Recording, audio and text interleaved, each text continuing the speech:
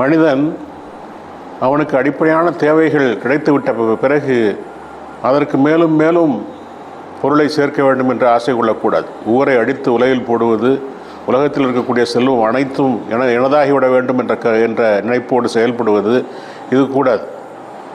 அவனுக்கு தேவை அடிப்படையாக அவன் தங்குவதற்கு ஒரு இடம், அவனுக்கு உணவு, அவனுக்கு உடை, அவனுக்கு போக்குவரத்துக்கு தகுந்த ஒரு வசதி, இவையெல்லாம் அடிப்படை தேவைகள்.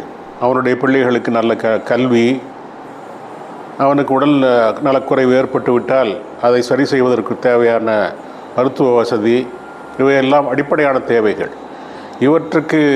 இவற்றை நிறைவு செய்யக்கூடிய அளவிற்கு அந்த மனிதனுக்கு